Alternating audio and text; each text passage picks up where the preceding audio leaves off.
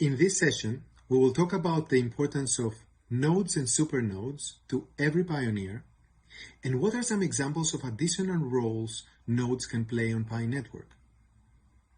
Not only is Pi node the cornerstone of the Pi blockchain, but also it contributes to the ecosystem building and economic applications of Pi.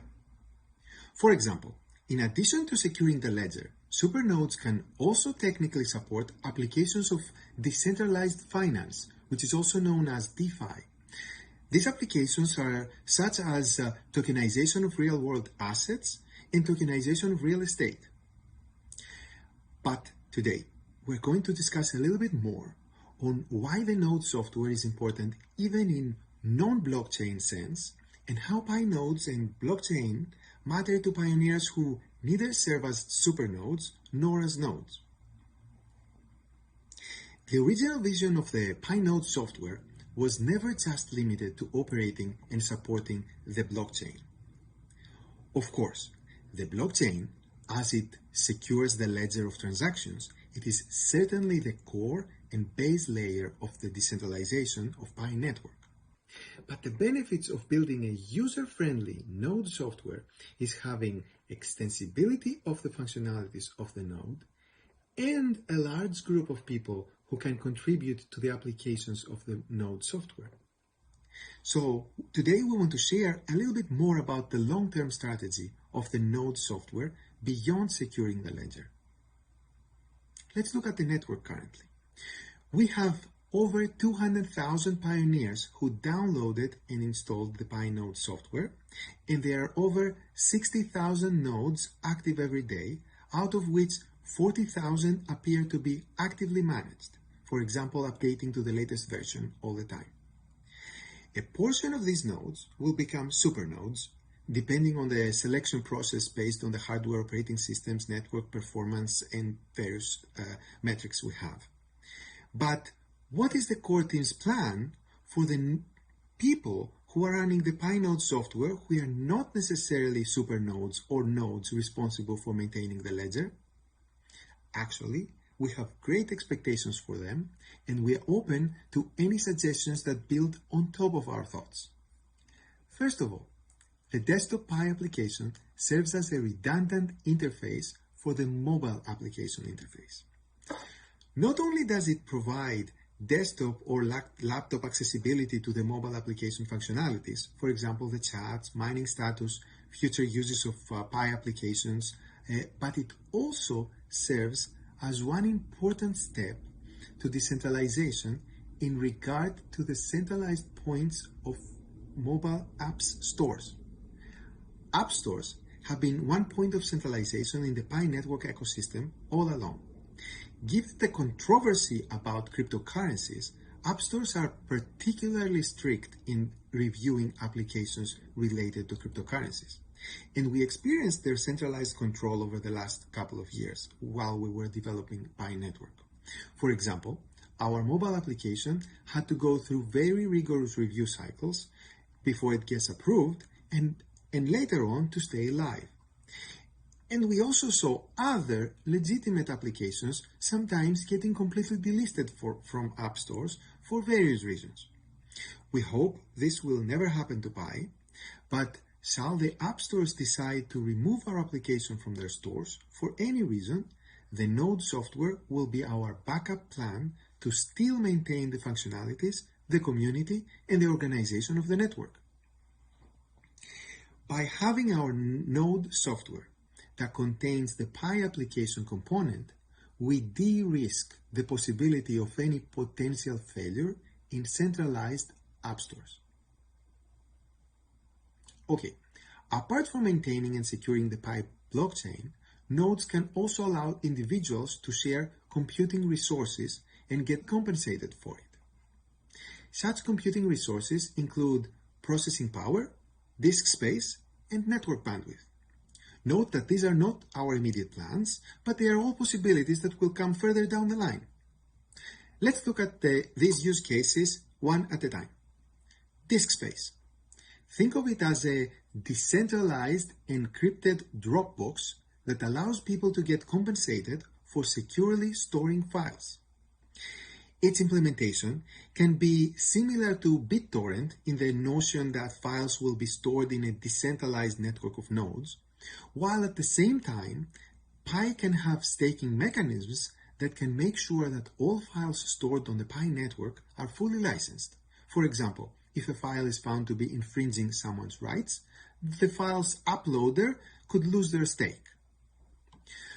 To put this in perspective, as a use case, the core team pays thousands of dollars every month to Amazon AWS for storing the Pi node software files so that pioneers can download them and install the Pi node. In the same manner, other websites and applications do the same. So instead of these websites paying Amazon, they could be paying that cost to pioneers, using Pi of course, thus creating a passive income opportunity to Pi node operators. Let's look at network bandwidth. This use case is also known as Content Delivery Networks, CDNs, and it is how the internet is able to scale today. For example, the Pi application, like any other app or website on the internet, contains both graphics, images, videos, and media, and it needs to ask the server individualized questions. For example, what is my Pi balance right now?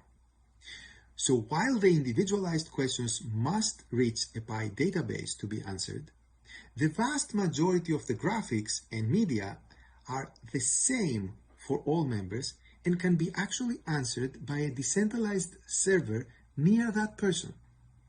So, for example, when a pioneer in Paris opens her app, the Pi logo comes to her from a server in Paris operated by our CDN provider, while her balance comes from Pi's database in San Francisco. This process helps speed up the application tremendously because the majority of the data can be delivered fast from a nearby data center or computer, and they don't need to travel long distances through the Pacific Ocean. And that's something that all major apps on the internet do. They use CDN to deliver their content. Once again, to put this in perspective, the core team spends thousands of dollars a month to our CDN providers. But for Pi network, with a distributed node network, there should be no need for such an intermediary CDN when there's tens of thousands of pioneer nodes in every corner of the world. There's probably a pioneer closer to you than any of the CDN servers. There may be one in the same building that you are right now. What if Pi nodes could utilize their unused network bandwidth to function as a decentralized CDN? If we were able to create such a CDN marketplace for pioneers, they could be receiving additional passive income for operating their nodes. Let's look at processing power. Every computer has one or more processors. These are called CPUs. And those CPUs are mostly unused during the day and completely unused during the night when the person is sleeping. Think of your processor more like your car. It is mostly sitting in your parking lot waiting for you to use it when you need it. At the same time, there are a lot of companies paying large monthly fees renting servers from cloud providers such as Amazon AWS. So potentially Pi network could match those companies with pioneers who are interested in renting out their unused CPU time. According to our Pi node stats, every day there are over 380,000 CPU cores operated by Pi nodes, and they are unused about 69% of their time on average. Well, the good thing about sharing computing resources is that everyone could potentially participate in sharing them, even on a part-time basis. Moreover, due to the way we structured the Pi node software technically, these functionalities can be implemented as Docker containers on top of our node software, and therefore the development of such modules doesn't necessarily have to come from the core team. Okay, take these ideas I presented today as food for thought. Add your own creative ideas to it, and come build the future together.